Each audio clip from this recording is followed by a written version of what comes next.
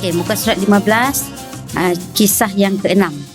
Kisah yang ke-6, kisah menarik yang ke-6, tajuk dia kubur berapi. Bismillahirrahmanirrahim. Alhamdulillahirabbil alamin wassalatu wassalamu ala asyrafil anbiya'i wal mursalin wa ala alihi wa sahbihi ajma'in. Rabbi shrah li sadri wa yassir li amri wahlul 'uqdatam min lisani yafqahu qawli. Rabbi zidna 'ilman warzuqna fahman. Allahumma iftah 'alaina hikmataka wanshur 'alaina min khazaini rahmatika ya arhamar rahimin. Allahumma inna na'udzubika min 'ilmin la yanfa' wa min qalbin la yakhsha' wa min nafsin la tashba' wa min 'amalin la yurfa' wa min da'watin la yustajabu laha. Ya Allah, ya Tuhan kami, jauhkanlah kami daripada ilmu yang tidak manfaat, ya Allah. Jauhkanlah kami daripada hati yang tidak pernah khusyuk, ya Allah. Jauhkanlah kami daripada nafsu yang tidak pernah kenyang, ya Allah. Jauhkanlah kami daripada amalan yang tidak diterima-Mu, ya Allah. Jauhkanlah kami daripada doa yang tidak dimakbulkan, ya Allah. Ya Allah, jauhkanlah kami daripada hati yang tidak ikhlas saat menuntut ilmu-Mu, ya Allah. Amin amin ya rabbal alamin. Wa sallallahu ala sayyidina Muhammad wa ala alihi wa sahbihi wa sallam walhamdulillahi rabbil alamin. InsyaAllah muslimat, kita tak ada mukadimah dah sebab lambat sangatlah, masya-Allah.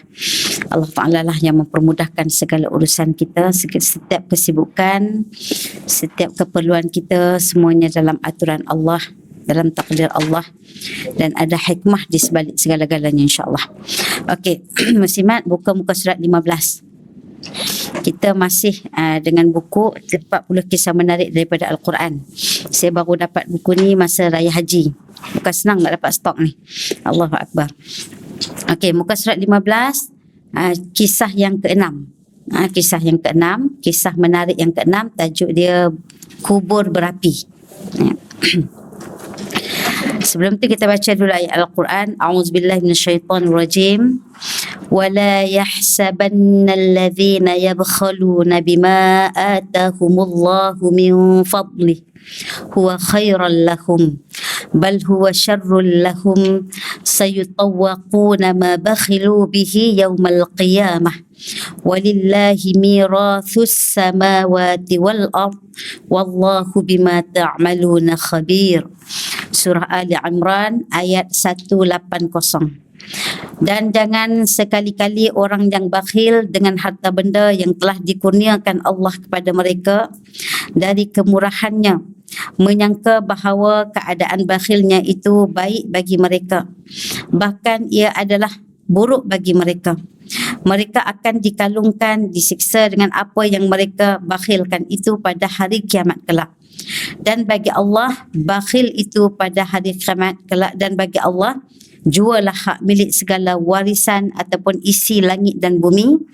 Dan ingatlah, Allah Maha mengetahui dengan mendalam akan segala yang kamu kerjakan.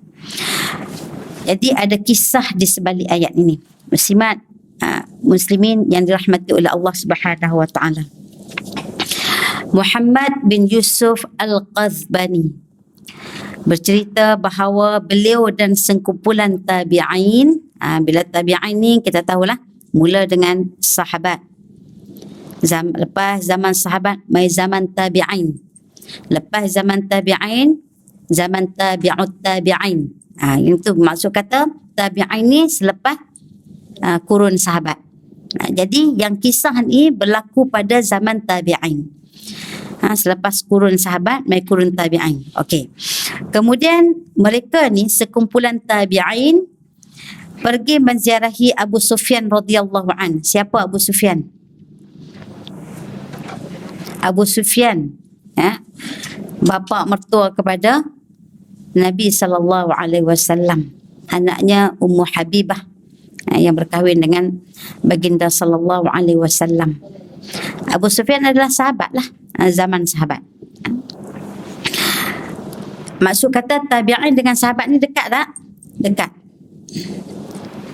Yang kata sahabat ni yang hidup sezaman dengan Nabi sallallahu alaihi wasallam dan masuk Islam. Ada juga yang hidup sezaman tak masuk Islam. Abu Jahal, Abu Lahab, takkan nak kata sahabat, kan? Jadi yang duduk sezaman, yang Islam itu adalah sahabat. Okey. Kemudian setelah mana mereka ni masuk dan duduk bersembang-sembang, tanya khabar dan sebagainya dengan Abu Sufyan, Kemudian Abu Sufyan pun cerita, ni dekat jiran rumah saya ni, lebih kurang macam tu lah kan. Saya cerita ayat mafhum. Dekat jiran saya ni, ada seorang saudara yang mana saudaranya baru meninggal dunia. Jom kita pergi ziarah. Kalau kita nak ziarah ni, orang tu sesama Islam. Kalau kita pergi ziarah, bolehlah kita ucapkan takziah.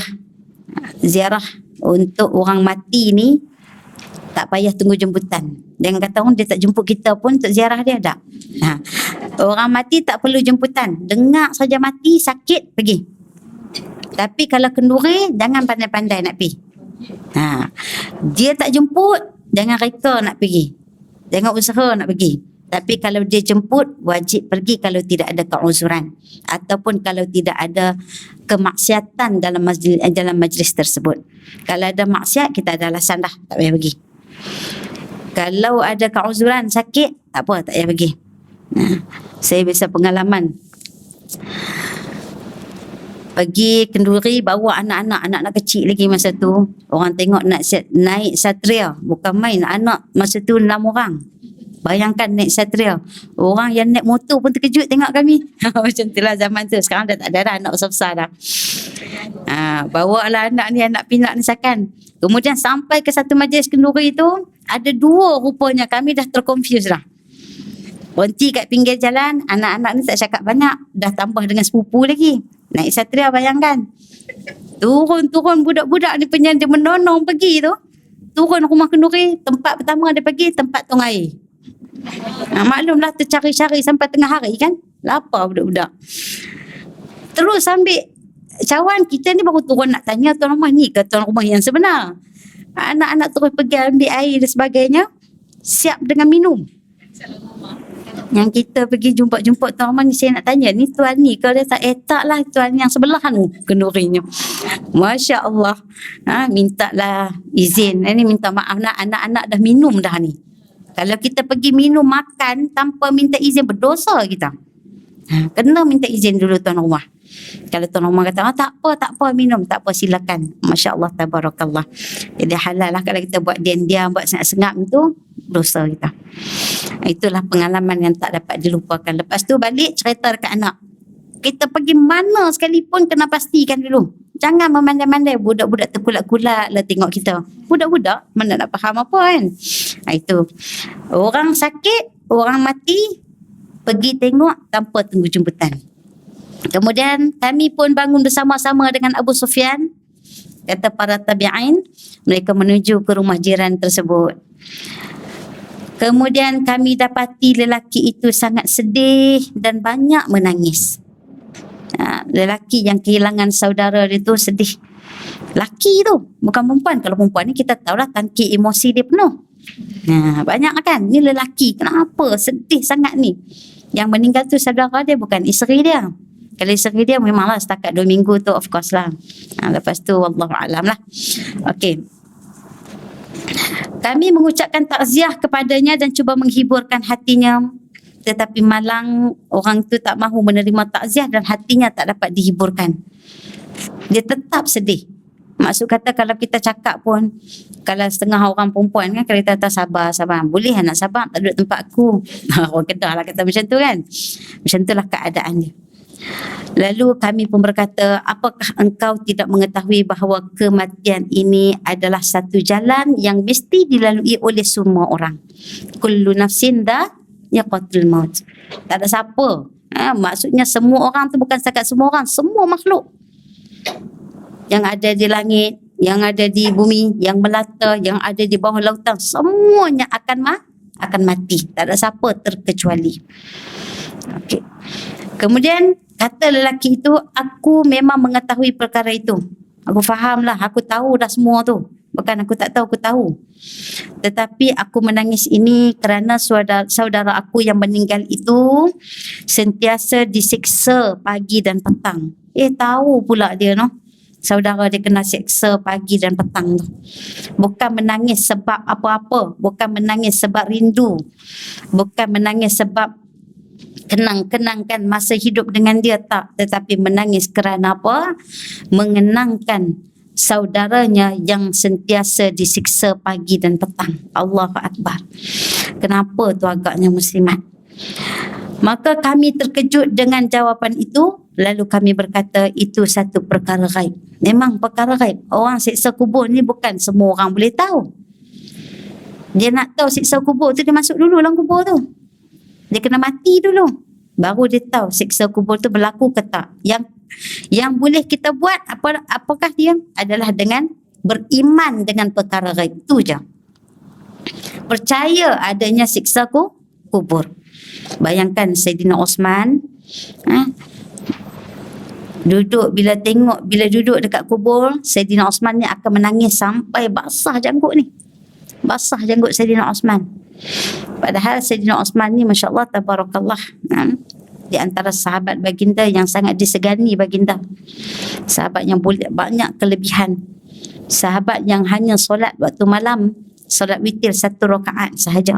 Tak pernah. Tahajud pun tak pernah. Witir 1 rakaat. Tapi 30 juzuk dia cover 1 rakaat tu. Kita 30 juzuk sehari, yang tak solat pun, yang tak perlu solat pun belum tentu nak dia kan. Allahu Akbar. Tu pun menangis.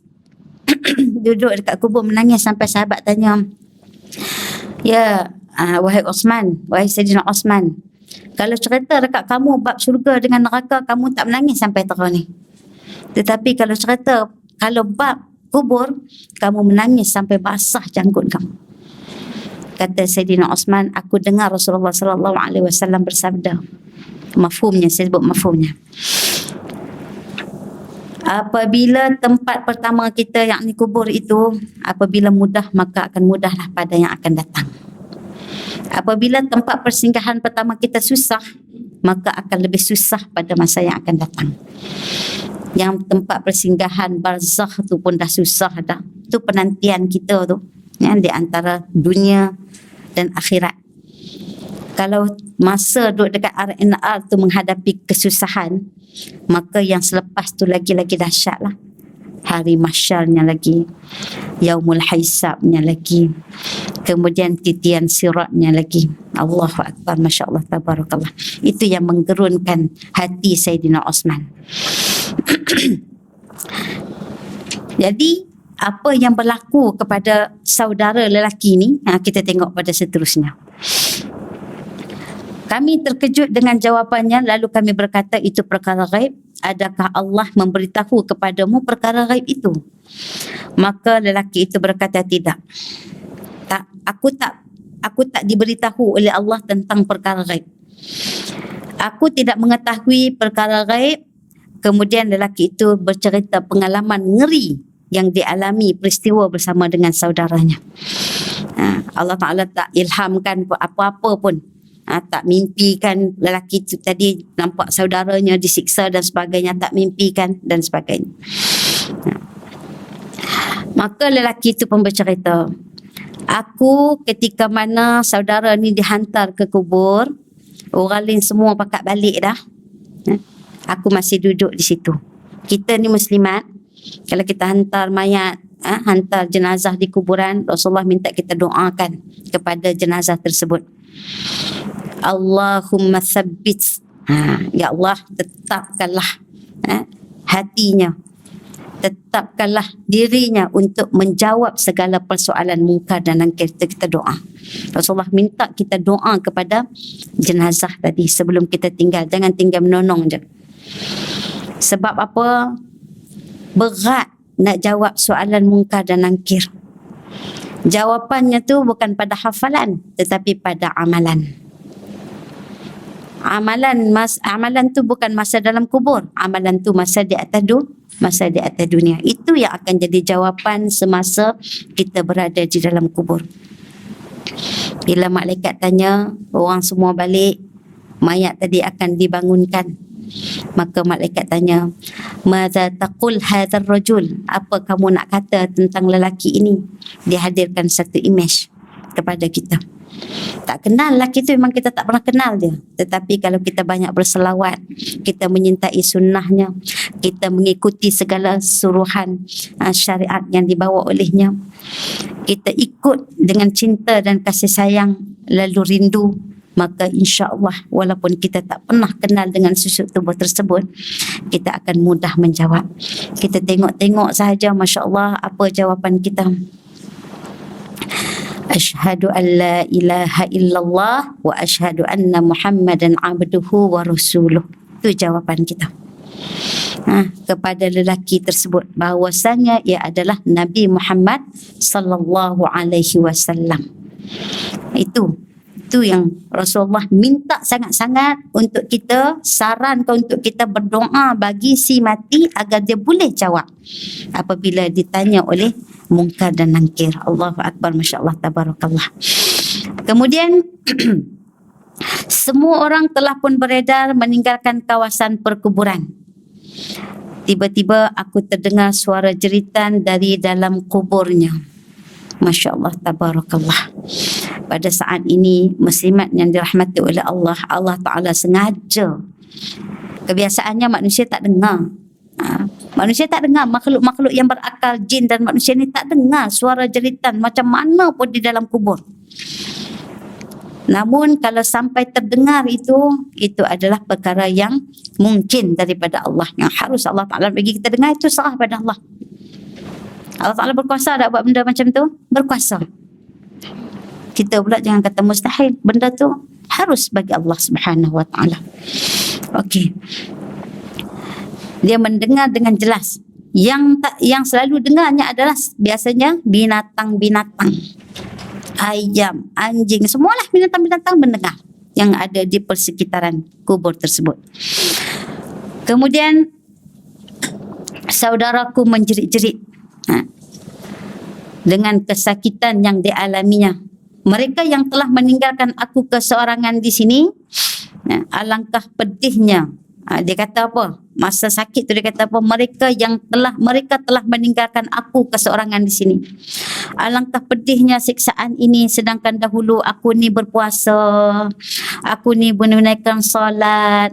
Maka dengan asbab dia mendengar jeritan daripada saudaranya, itulah yang menyebabkan dia menangis. Lalu tak tahan ni saudara, kakak kita ke, adik kita ke, abang kita ke, dengar suara tersebut, atas sebab sayangnya maka digalinya kuburan tadi. Digali sungguh-sungguh. Sampailah atas asbab keinginannya untuk melihat apa yang berlaku di dalam kubur tersebut. Sampai meronta-ronta, menangis-nangis dengan suara daripada kubur. Kemudian tiba-tiba aku dapati kuburnya dipenuhi api. Ini bukan cerita tanah kubur lah muslimat. Tapi memang betul lah cerita kubur lah. Tanah kubur jugalah. Tapi ini realiti berlaku pada zaman tabi'in. Aku dapati kuburnya dipenuhi dengan api. Tengkoraknya terbelenggu, tengkuknya terbelenggu. Maksudnya dibelenggu dengan satu kalung daripada api. Wal'ayazubillah. Dia belenggu dari kalung daripada api. Sedangkan dia adalah orang yang solat. Dia adalah orang yang puasa muslimat. Ada pula orang kata, kalau macam tu no, orang solat pun kena siksa. Kan?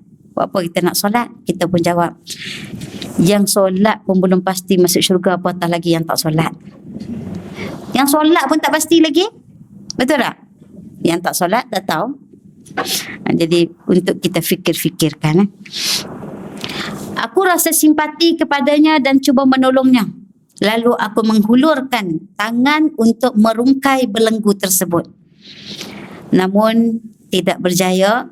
Bahkan api menyambar tangan dan jariku. Allah Akbar, Masya Allah, tabarakallah. Lalu aku menimbunkan semula tanah dan terus pulang ke rumah. Inilah sebabnya aku menangis dan bersedih hari ini. Tak berhenti-henti tangisannya. Sebab dia dah tahu dah. Memang itulah yang dihadapi oleh saudaranya saban hari. Maka lelaki tadi itu, dia sambil cerita sambil dia tunjuk tangan dia. Bukti dia. Tangannya dah jadi hitam disebabkan usaha dia nak tolong saudaranya tadi. Kemudian kami bertanya dosa apakah yang dilakukan oleh si mati semasa di dunia. Apa dosa dia? Maka beliau berkata, dia tidak mengeluarkan zakat hartanya. Dia tidak mengeluarkan zakat hartanya sedangkan dia memiliki. Allahu Akbar. Maka kami berkata siksaan itu membenarkan firman Allah dengan surah Ali Imran ayat 180 yang kita baca tadi muslimat, iaitu kebakhilan akan membelenggu tengkuk si bakhil di akhirat nanti. Makna kata ayat Al-Quran ini tepat, berbetulan dengan kisah yang berlaku pada zaman tabi'in. Masya Allah, tabarakallah. Allahu Akbar, amat menakutkan. Lalu muslimat, apa yang kita nak tengok daripada keadaan beberapa tafsir tentang ayat 180 tadi. Yang mana ayat ini, asbabun nuzulnya, kebanyakan mufassirin mengatakan ayat ini diturunkan berkenaan orang yang bakhil dengan harta kekayaannya yang enggan membayar zakat. Ada zakat tapi tak mau bayar. Selepas mana Rasulullah sallallahu alaihi wasallam wafat, Sayyidina Abu Bakar menjadi khalifah yang pertama. Perkara pertama yang dilakukan oleh Sayyidina Abu Bakar adalah memerangi orang yang tidak mahu membayar zakat. Sebab apa tu muslimat? Sebab ayat zakat ini turun bersamaan dengan ayat memerintahkan untuk solat. Wa aqimus solah wa atuz zakah wa ita'uz zakah. Dia juga kalau kita tengok dalam hadis, Rasulullah sallallahu alaihi wasallam menyatakan buniyal Islamu ala khamsin, syahadatu an la ilaha illallah wa anna Muhammadar Rasulullah wa iqamus salah wa ita'uz zakah. Ada ayat yang memerintahkan untuk mengeluarkan zakat. Maksud kata level dia sama tak? Peri penting dia sama tak? Aulawiyat dia sama tak? Keutamaan dia sama. Cuma berbeza di segi pelaksanaan dia. Solat setiap hari wajib kena buat. Zakat tunggu mampu. Tunggu haul dan nisab. Mampu dah. Tapi kalau dalam mazhab Syafi'i, haul dan nisab. Tunggu sampai pada takahnya. Contohlah kalau sekarang, kalau zakat Selangor berapa? Simpanan, duit simpanan. Tak kira mah lagi tu. Mah lagi orang perempuan banyak. Yang 99, 916. Yang lebih bawah pada tu tak main lah kan. Jadi, tu kalau kita kata anggaran, kalau dulu 13,000. Kalau sekarang dah naik sikit lah, 18,000 ke atas. Itu zakat. Betul Kak Salwa. Sebab Kak Salwa tengok ni, maksudnya orang yang membayar zakat ni. Yang dekat depan ni tak keluar lagi, tak biasa lagi. Nak kena tanya juga, tapi bercita-cita untuk menjadi pembayar zakat. Jangan bimbang. Ada setengah orang kata, Ustazah, emas yang saya ada ni, ya Allah, macam mana ni nak jadikan, kalau saya tak pakai ni nak kena keluarkan zakat. Emas kan tak boleh simpan. Kalau simpan 80 gram kena keluarkan zakat dah. Tak pakai-pakai. Tapi kalau pakai, ikut kadar di setempat. Kalau di Selangor sehingga 800 gram. Banyak tu. Itu kalau kita pakai. Kalau kita tak pakai, 80 gram kena keluarkan zakat. Itu nak mengelak tak nak keluarkan zakat. Jadilah orang yang bercita-cita menjadi seorang yang pembayar zakat. Masya Allah, tabarakallah. Jangan jadi seorang yang pengelak daripada zakat. Itu kita tak mau. Sebab dia punya tuntutan, perintahnya berlaku sama dengan level solat. Dan dia merupakan rukun Islam. Allahu Akbar, Masya Allah, tabarakallah. Okey, kata mufassirin mengatakan bahawasanya ayat ini turun kepada orang yang bakhil dalam mengeluarkan harta kekayaan dan enggan membayar zakat.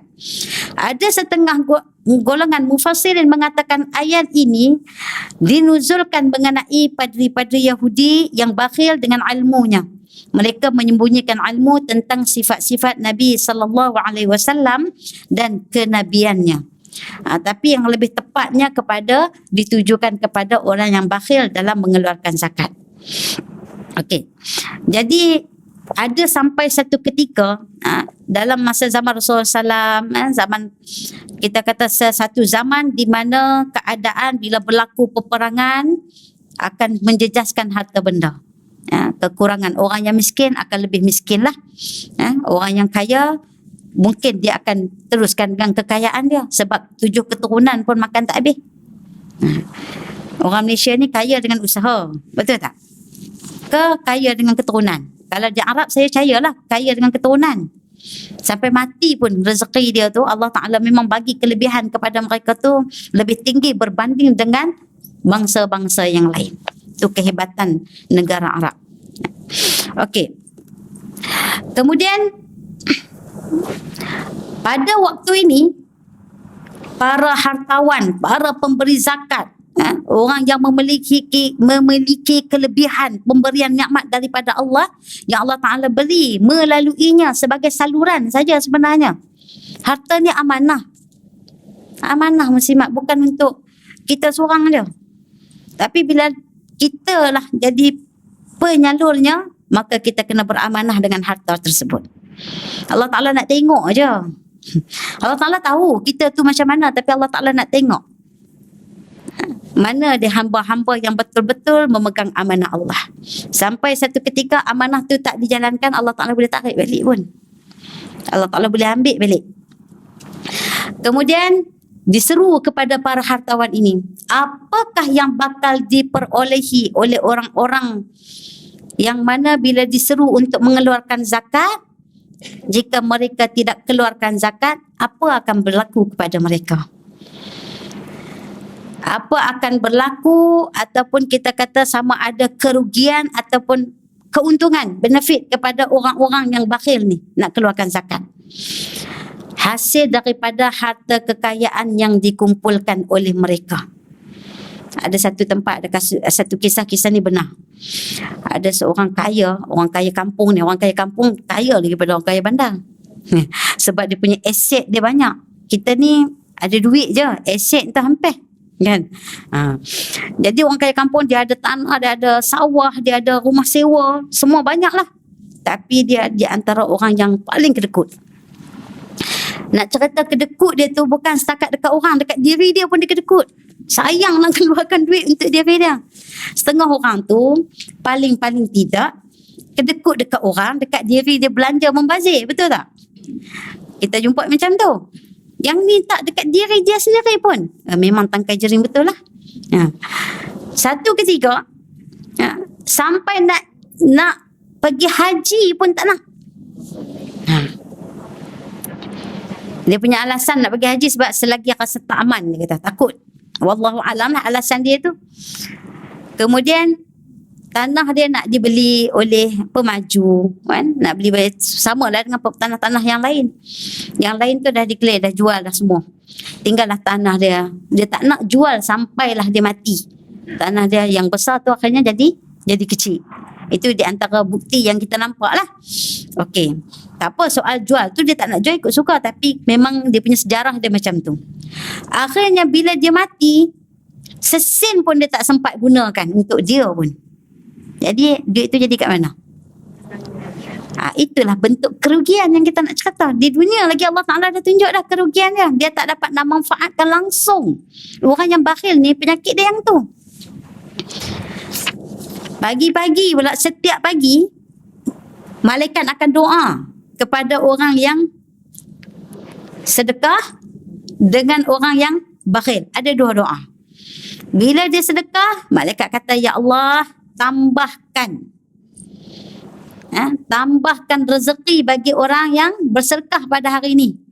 Sebab sedekah tak pernah lagi lah kita jumpa dalam sejarah dunia sekalipun, tak pernah kita jumpa orang yang sedekah, orang yang derma, orang yang donate, orang yang apa lagi, infak, orang yang apa lagi, semualah yang ada kaitan-kaitan yang macam tu. Tak pernah lagi kita jumpa orang tu papa ke dana. Tak pernah lagi. Ada tak dicatatkan dalam fakta? Tak pernah jumpa lagi. Cuma kaedah dia kena cantik lah muslimat. Dia ada kita kata kena ada list, yang kita kena list cara nak sedekah kita tu biar cerdik sikit. Jangan sampai bila kita sedekah sampai keperluan kita pun terabad. Itu kena cantik sikit cara nak sedekah. Silap faham tentang sedekah, teruk jugalah kita. Lepas tu last sekali salahkan Allah.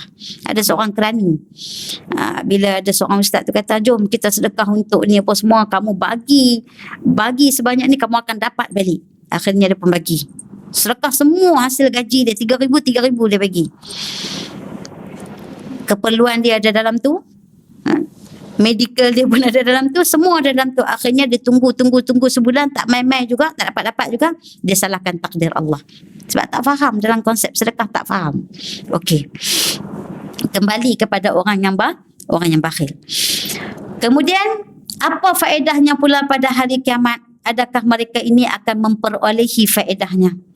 Maka pada hari itu harta yang dikumpulkan melalui sumber, sama ada sumber yang haram. Sebab apa haram? Asalnya halal, ada lebihan patut disedekahkan. Penyucian, kalau kita tengok dari segi bahasa, zakat tu maksudnya penyucian. Suci harta kita. Kita tak nak kalau harta kita bercampur dengan harta yang haram. Bila tak disuci, bercampur dengan harta kita, maka akan jadi haram. Muslimat, kalau sekadar 18,000 kali dengan 2.5, agak-agak kita boleh dapat berapa sikit je kan, untuk sedekah sikit je. Itu Ustazah kacang je Ustazah. Boleh je nak sedekah. Kalau sekat 18,000 saya boleh bagi takat 300-400 tu, kacang je Ustazah. Tapi kalau kita dapat 1 juta, tolong kali Ustaz dengan 2.5 jadi ke mana? Sekitar 25,000, betul? Boleh beli sebiji kancil. Boleh baiki backyard kita kat rumah. Boleh buat posh kita kat depan. Agak-agak berkira-kira tak masa tu. Allah, 25,000 ni nak bagi ke orang ni. Kalau setakat 18,000 tu kacang je, kita nak bagi. Tapi kalau sampai 1 juta, kena bahagikan 2.5, kita akan dapat dengan kadar 25 juta. Itulah yang boleh menyebabkan orang-orang ini menjadi bakhil. Dia diberi harta yang banyak, dia dikurniakan dengan harta yang melimpah ruah, tapi tiba-tiba bila dia nak keluarkan, nak cuci penyucian harta dalam 25,000 tu, dia anggap yang tu juga hak milik dia. Di dunia ni macam-macam. Kalau tak bagi zakat, banyak Allah Ta'ala tunjuk. Kalau dia orang yang bersawah, padi tak menjadi, padi kena landa angin, padi kena hujan lebat, tumbang dan sebagainya. Itu bagi orang-orang kampung kita contoh yang ada aset macam tu. Kita yang ada duit macam mana? Tak aman juga muslimat. Dengan kena rompaknya, dengan sakitnya, dengan rumah. Macam-macam lah benda-benda yang tak aman Allah Ta'ala tunjuk dekat dia. Sebab apa? Dia tidak mengeluarkan zakat. Apatah lagi kalau di akhirat sana, sebagaimana yang dijanjikan dengan ayat tadi. Allahu Akbar. Masya Allah, tabarakallah. Apakah orang-orang yang bakhil ini akan memperoleh faedah daripada kekayaan mereka? Mereka tidak akan mendapat sebarang faedah. Kerana usia hidup kita di dunia ini sangat singkat muslimat. Berbanding dengan usia kita di alam barzakh. Sangat singkat. Boleh jadi kita di sini 60 tahun. 70 tahun tu bonus. 60 tahun tu kalau orang Kelantan kata bola, dia buat maksiat tinggal lah. 40 tahun pun dah kena ke arah akhirat dah. Orang perempuan memang 40 tahun dia kurang dah sikit. Yang kata beg tangan, yang kata cadar password, pinggan-pinggan mangkuk. Kalau boleh dia nak bagilah semua kat anak-anak dia kan, kat kawan-kawan dia. Tengok apa dia ustazah dia yang kurang duk mengajar Quran dekat dia kan. Dia tengok ustazah ni okey dia bagi. Dia umur 40 tahun dah. Kalau umur 20 tahun malam sikit lah ustazah usaha sendirilah. Lebih kurang macam tu lah kan. Okey, tu bagi orang perempuan. Bagi orang lelaki pula umur 40 tahun tu dia permulaan pemuda dia tu, syabab dia tu, hati-hati ya. Tak sama dengan orang perempuan. Orang perempuan dia ke arah akhirat, tapi 40 tahun dia akan dapat. Orang lelaki 40 tahun tu itu maskulin dia mula terbina, tu disebut syabab di situ. Terbina di situ. Jadi orang perempuan janganlah warak sangat waktu 40 tahun. Kalau dalam rumah tangga dengan suami lain sikit. Di luar tu memang kena betul-betul dengan akhirat insya-Allah. Ya. Sebab permulaan kita kena akur jugalah tu hormon ya, fakta sains menceritakan begitu. Orang perempuan dia punya tangkik emosi dia masa tu masya-Allah tabarakallah. Kalau terhala kepada agama, Allahu Akbar. Dia yang paling banyak dalam dewan mengaji ni. Nah, kan sebab emosi dia untuk agama. Allahu Akbar. Kemudian Mereka yang bakhil daripada berbuat kebajikan dengan hartanya tidak mempunyai alasan yang wajar bagi kebakhilannya. Kerana apa? Allah mengetahui segala-segala yang lahir dan yang tersembunyi. Allah Ta'ala maha mengetahui, tak usah ada buat alasan lah dengan harta yang dimiliki olehnya. Muslimat, bakhil itu satu sifat yang paling keji. Sebab apa? Kerana kebakhilan itu masyarakat boleh diancam dengan malapetaka. Allah Ta'ala bagi, bukan semua kaya. Dalam satu penduduk Malaysia ni, ada berapa kita semua? Ada berapa juta? 32 ke 26? 32 juta. Sikit tak? Sikit je. Tapi daripada 32 juta tu, kita akan tengok. Kan kita selalu tengok kalau dalam Google ke apa, fakta dia. Siapa yang paling terkaya di Malaysia? Dalam banyak kekayaan tu, contoh bukan non-Muslim ada juga ramai kan. Dalam orang Muslim ke situ ada berapa orang tak ramai. Okey, satu selepas. Lepas tu yang kaya secara tersembunyi pun ada. Yang tak disenaraikan lah. Dalam kebanyakan semua tu yang kita, kalau kita bahagi, asnaf tu lebih ramai daripada orang yang kaya.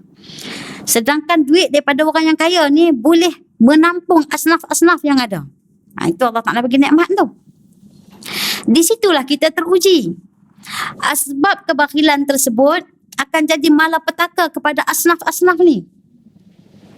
Itu timbulnya orang-orang yang boleh mencuri. Orang-orang yang kita kata melakukan perkara-perkara, contohlah ada seorang wanita, dia mengambil alasan bagaimana dia boleh jadi pelacur sebab nak menyara hidup dia. Mana ada orang-orang yang pemberi zakat ni? Mana dia? Yang boleh menampung kehidupan dia sampai dia meninggalkan maksiat dia. Allahu Akbar, Masya Allah, Tabarakallah. Sebab dia jahil, memang dia cakap macam tu lah. Saya nak tampung, saya tak ada kerja lain. Saya tak ada apa kemampuan lain yang boleh saya buat. Saya ada kelebihan di segi apa? Di segi kecantikan yang saya ada. Lalu saya gunakanlah dengan kejahilan dia. Mana dia pergi orang-orang kaya yang macam ni, yang boleh mengeluarkan zakat, yang boleh menyelamatkan dia daripada melakukan perkara-perkara maksiat. Itu sebab salah satu malapetaka bagi umat apabila adanya manusia-manusia yang kaya ni, dia tahan harta dia. Dia bakhil dengan harta dia. Setiap pagi kalau dia tak bersedekah, zakat tu satu hal. Kalau dia tak bersedekah, maka malaikat akan doa, Ya Allah, tahanlah harta benda ataupun kekayaan ataupun kemewahan ataupun apa saja daripada harta benda dia, kerana dia adalah orang yang bakhil.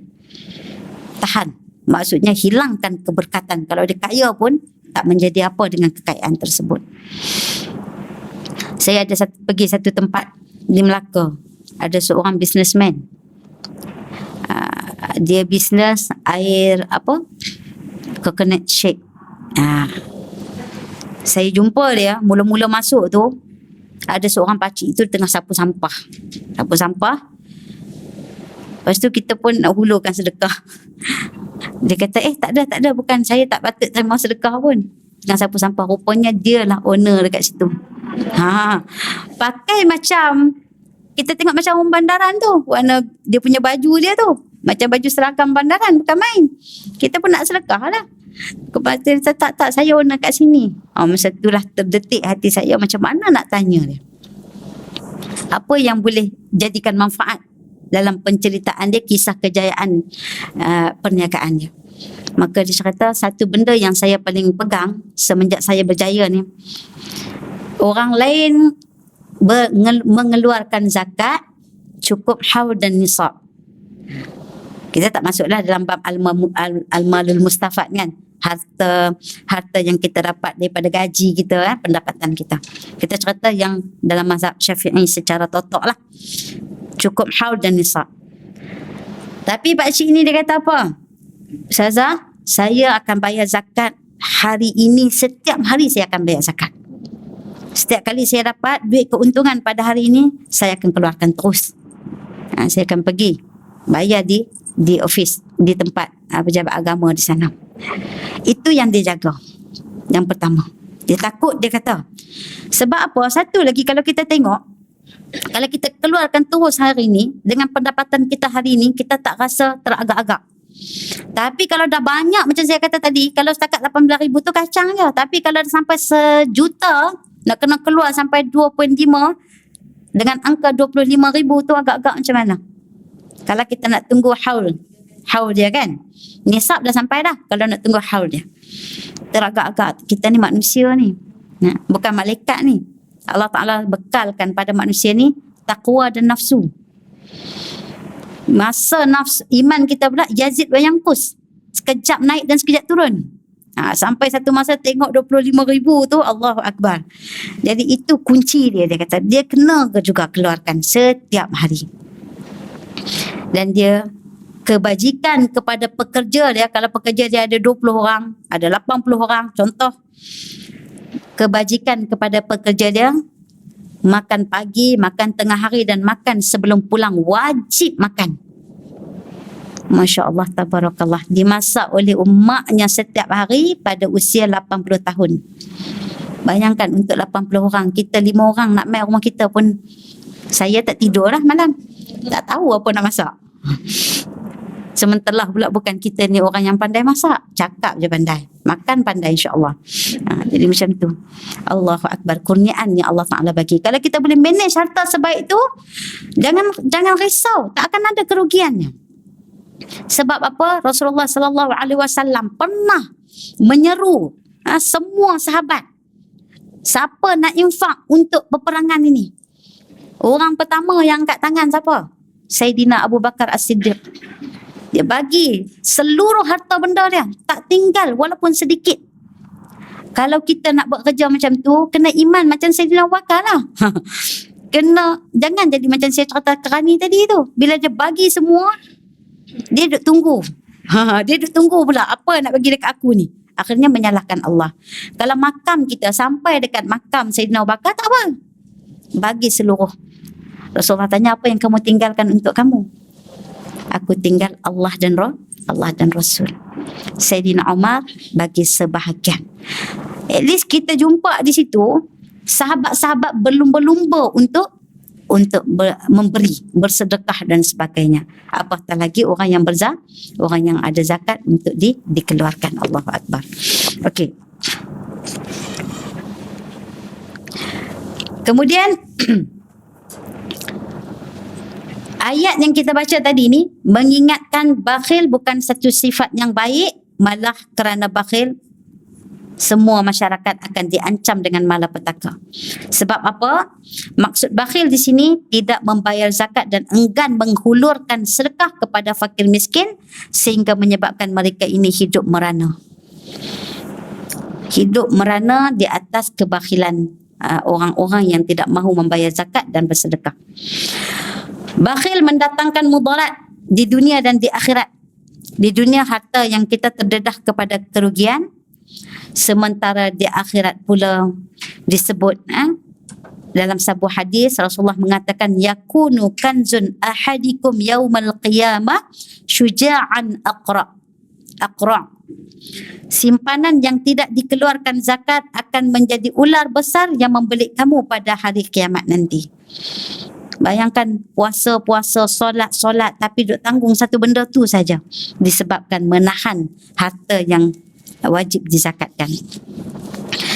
Kemudian pemilik sebenar harta kekayaan yakni Allah Subhanahu wa taala. Allah Taala yang memiliki semua harta benda yang kita ada hari ini.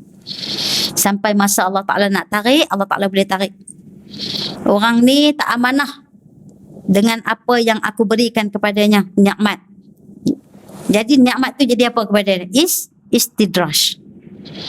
Duk sangka kadang-kadang kita duk baca kan, oh, kekayaan itu tanda kemuliaan, kemiskinan itu tanda kehinaan. Rupa-rupanya itu adalah pandangan orang-orang kafir. Orang kafir dia melihat kekayaan itu tanda mereka dimuliakan. Itu sebab mereka mempersendakan umat Islam pada zaman Nabi, ketika mana umat Islam yang ikut masa awal permulaan Islam adalah tergolong daripada golongan orang miskin, hamba-hamba orang yang dhaif, bukan orang yang kaya-kaya pun. Lalu mereka mempersendakan lambang kehinaan. Tengok tu pengikut Muhammad bukannya orang hebat pun, bukan special pun. Sampai satu ketika Saidina Hamzah masuk Islam, sampai satu ketika Saidina Umar masuk Islam, barulah mereka ini rasa agak tercabar. Empat. Sebelum ni mereka memperlekehkan keislaman baginda sallallahu alaihi wasallam. Dalam satu firman Allah Subhanahu wa taala disebut, auzubillahi minasyaitonir rajim, wa anfiqu mimma ja'alakum mustakhlafina fih. Infakkanlah sebahagian daripada harta yang Allah Taala jadikan kamu sebagai wakil pemegang amanah. So jangan duk perasan kata tu milik kita. Semua tu kita ni mewakilkan sahaja. Harta benda tu semua adalah milik Allah. Sampai satu ketika kita akan kehilangan segala-galanya muslimat. Ada harta benda, ada kelebihan-lebihan daripada harta. Infaklah, sedekahlah, zakatlah. Ada pakaian lebih daripada 4 bulan, lebih daripada 40 hari ke kita tak pakai, tengok balik. Mana-mana yang perlu disita. Bagi tu bagi cukup-cukup lengkap lah. Jangan bagi baju saja, kain tak ada. Jangan bagi hak zaman 40-an, 60-an, 70-an. Pernah diorang cakap masa-masa banjir tu, buka-buka tengok seluar, dia bagi seluar hak si abang dia, hak Tok Wan dia dulu ni, yang dah kaki punya kembang macam tu. Zaman ni nak pakai kau macam tu. Dia jadi satu tempat. Itu bukan pemberian sedekah, itu nak buang tempat sampah sebenarnya. Sepatutnya tempat macam tu bagi recycle. Yang elok-elok saja kita bagi, baru nama dia sedekah. Ada baju beli tak pakai-pakai pun ada. Pakailah muslimat, rugi kita mati nanti orang lain pakai. Lebih baik kita pakai. Kalau berasa tak nak pakai, sedekahkanlah. Jangan tinggal sampai bertahun-tahun di tempat tu nak pakai. Bila nak pergi kuliah ilmu saja duk parti, tak ada baju nak pakai, suami pun heran. Tu yang 200 pasang duk sangkut tu tak mana? Benda apa yang duk sangkut tu? Kan? Akhirnya pakai baju yang tula juga. Allahu Akbar, Masya Allah, tabarakallah. Takut kita masuk dalam golongan membazir. Ulama menyatakan infak harta kekayaan di jalan Allah tidak boleh disifatkan sebagai pembaziran. Harta yang kita infak di jalan Allah fi sabilillah, sama ada zakat ke, infak, sedekah ke, Allah aku bagi ni aku tak cukup masa lagi. Kita tak boleh sifatkan sebagai satu bentuk kerugian ataupun pembaziran, tak boleh. Sebab adalah janji-janji Allah bagi orang yang menginfakkan. Saya pun ceritalah tadi, malaikat pun berdoa bagi orang yang berinfak. Jadi ulama menyifatkan orang yang bersedekah, berinfak di jalan Allah. Muslimat ni paling ramai suka infak. Kalau di Arab sana pun, saya masa di Sana'a sana, masa tu Syekh Ahmad Yasin datang daripada Palestin. Syekh Ahmad Yasin yang mana merupakan, kita kata, ulama di Palestin yang kepala dia saja boleh bergerak. Dia di penjara, lama dia penjara. Keluar daripada penjara, lumpuh satu badan, hanya kepala saja boleh bergerak. Bila my time dia baca ayat Al-Quran tentang infak, saya tengok muslimat Arab masa tu, mereka ni bangun muslimat bukan bagi RM2 muslimat, keluarkan ni cincin, gelang, rantai, dibagi dalam satu bekas tu semata-mata untuk pejuang-pejuang Palestin. Saya kira muslimat Afalah semua buat macam tu lah kot. Kan, insyaAllah, insyaAllah. Maksud kata tak ada RM2, keluarkan aset yang paling berguna. Macam tu lah. Kita ni RM2 mungkinlah kurang kan, tapi insyaAllah kalau cerita bab emas ni, public gold ni, insyaAllah lah. Serta jangan risaulah kalau setakat 20 dinar tu, biasalah tu. Kan, jadi keadaan-keadaan yang macam tu, kita infak ni memang apa yang kita sayang. Kalau yang kita tak sayang tu bukan nama infak, tu nama dia buang. Tak mau dah yang bagi tu. Yang bagi ni bermakna apa yang kita sayang. Yakinlah tidak akan berlaku pembaziran bagi orang yang berinfak di jalan Allah. Kemudian sekalipun diinfakkan ke semua hartanya, macam mana proses yang berlaku kepada Sayyidina Abu Bakar.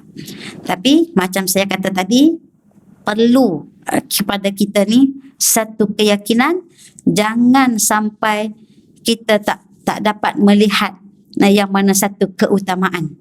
Kita tengok dulu, dah bagilah nafkah dan sebagainya kepada anak kita, pada apa yang sepatutnya kita keluarkan, barulah kita berikan. Jangan sampai itulah yang menyebabkan kita marah pada takdir Allah. Aku dah bagi, kenapa tak main-main lagi? Gantian dia. Aku dah bagi dah. Sebab kita tak faham apa maksud gantian daripada Allah itu. Bukan hanya berupa wang ringgit, boleh jadi berupa kesihatan, kesalehan, ketaatan kita kepada Allah Subhanahu Wa Taala. Jadi kita yang jahil ini akhirnya menyalahkan Allah Subhanahu Wa Taala. Nak sampai maqam macam Sayyidina Abu Bakar mungkinlah tak sampai-sampai. Masya-Allah, tabarakallah. Sayyidina Abu Bakar umat Muhammad yang pertama akan masuk dalam syurga. Di kalangan umat Nabi Muhammad yang masuk dalam syurga, dia yang pertama, Sayyidina Abu Bakar. Kita boleh pergi tak sampai ke arah tu, sampai ke takah tu? Boleh sampai tak? Bila dia umat yang pertama masuk ke dalam syurga, selepas Nabi Muhammad, Nabi yang pertama masuk dalam syurga, diikuti Nabi-Nabi yang lain. Kemudian mai umat pula, umat Nabi Muhammad akan masuk ke dalam syurga. Siapa umat Nabi Muhammad yang mula-mula masuk syurga? Sayyidina Abu Bakar. Berarti perbuatan amalan dia di dunia ni hebat dah lah tu. Iman dia tak serata lah berbanding dengan iman kita semua ni. Allahu Akbar. Lalu kita nak mengikut tu, melihat kepada kemampuan yang kita ada, melihat kepada keyakinan yang kita miliki. Allahu Akbar, Masya Allah, tabarakallah. Kalau dah bagi, berarti reba kena tu. Jangan duk tunggu. Memanglah manusia ni tabiat dia, fitrah dia nak kepada ganjaran. Kalau Allah Ta'ala tak janjikan syurga, agak-agak nak buat tak? Tak sampai lagi makam nak cari redha Allah ni, tak sampai lagi kita ni. Betul tak? Agak-agak. Sebab makam nak cari redha Allah tu bukan makam kita lagi, makam Nuh, para siddiqin, para awliya. Kita ni baru buat amal ibadah kerana apa? Kerana nak ganjaran daripada Allah, betul? Buat tinggalkan larangan Allah kerana takutkan azab Allah, itu baru makam kita. Tu, tapi kita masih kategori ikhlas lagi. Duduk dalam kategori ikhlas, jangan bimbang. Tapi sampai satu ketika lah kita ni, Allah Ta'ala kata tak nak bagi apa-apa pun. Kamu buatlah macam mana pun, tak nak bagi apa-apa. Kita sampai tak makam tu. Agak-agaknya hak kata nak dapat ganjaran syurga pun, solat duk takhir waktu lagi. Apatah lagi kalau tak diberi ganjaran. Itu fitrah kita nak kepada ganjaran daripada Allah Subhanahu Wa Taala. Okey.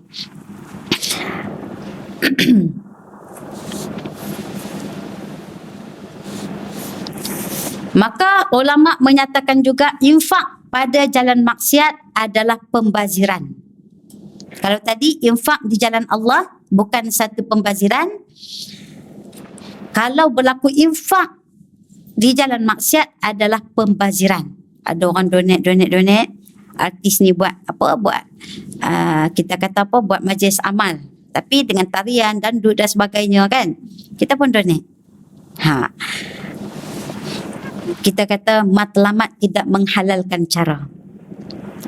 Matlamat tu cantik dah, nak bagi dekat warga tua, nak bagi dekat warga mas, nak bagi dekat anak-anak yatim. Tapi jalan cerita dia tu tak cantik. Jadi matlamat tak menghalalkan cara.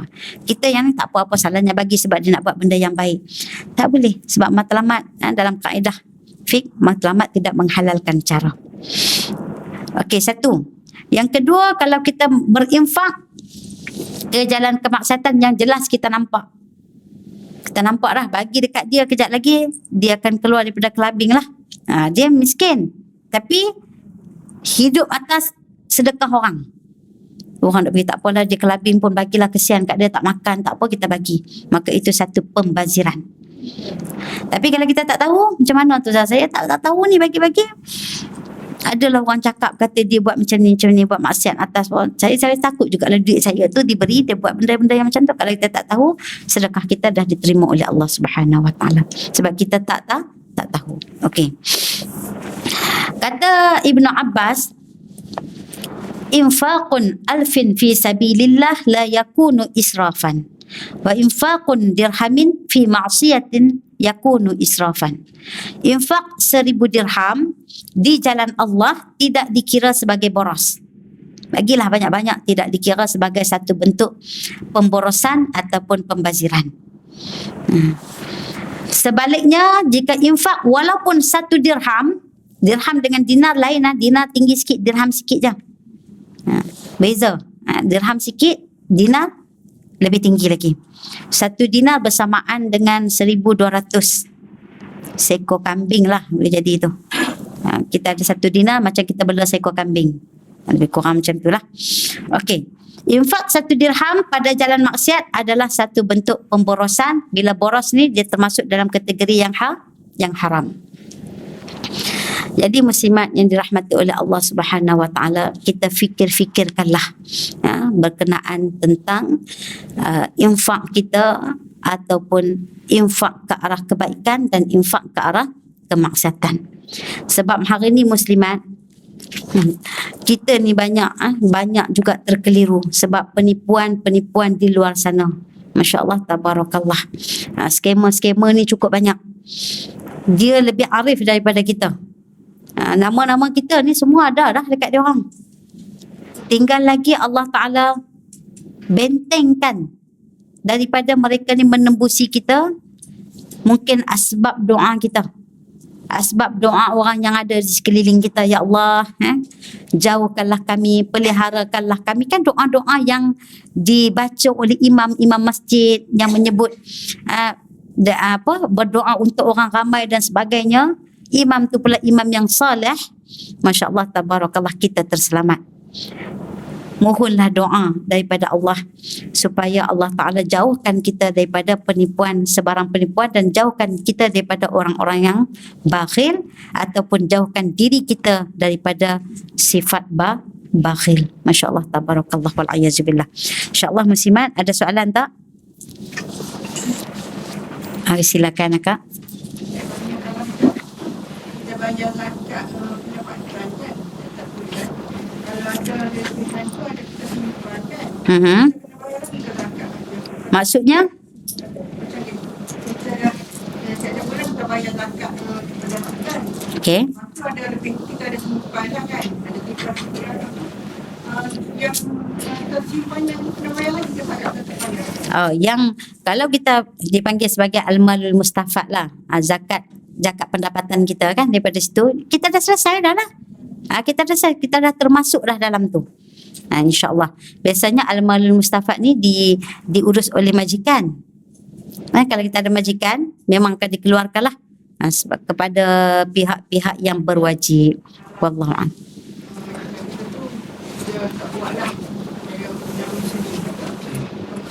Itu kita kena sendiri lah, kena buat sendiri.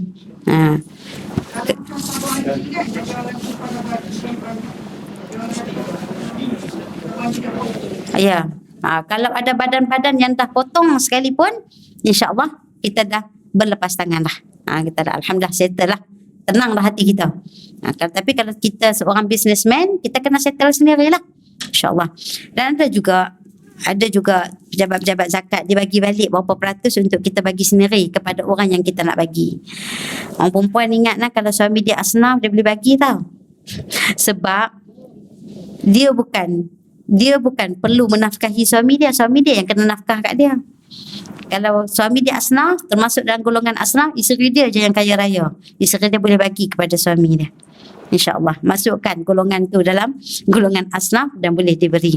Jangan bagi semua pula mentang-mentang lah. Kita isteri dia bagi semua. Sekurang-kurangnya 3 tu kena. Ada mazhab Syafi'i 3 asnaf tu kena cari, kena bagi. Orang yang berhutang, hutang yang tak berjadual ni lah muslimat bagi. Tapi syarat bagi zakat ke orang jangan main.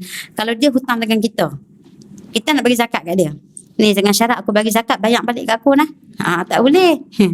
Kita bagi zakat ke orang ikut suka, terserah dia lah. Dia nak bagi kat kita balik sebagai bayaran hutang ke ataupun dia nak bagi kat mana-mana, itu terserah. Tak ada persyaratan bagi orang yang berzakat.